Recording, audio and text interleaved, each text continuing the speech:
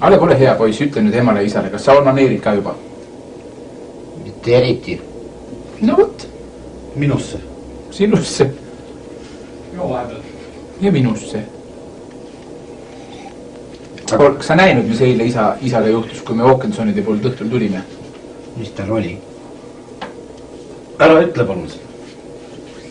See on teie meeste vaheline asi, te peate ise saunas näitab sulle.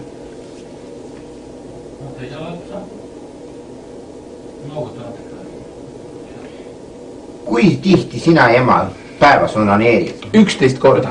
Ja siis purr. Kaki ots. Kakin otsa. Siit on püksid täis. Ja siis onaneerin kohe.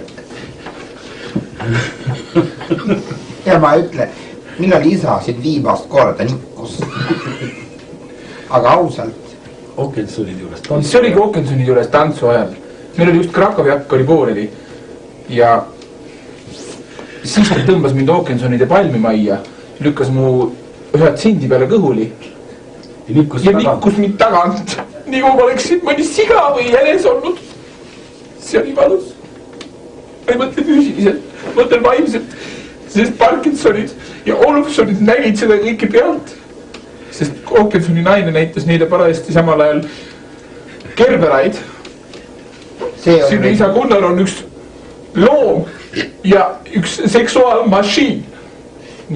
Ise ta ütles, ma olen Mick Jagger. Ma ütlesin talle, sa oled homo. Ja Alev ei pruugi sinu poeg olla. Aga sellest, mis siin laua taga ei räägi. Pane see moos kaplõpsa.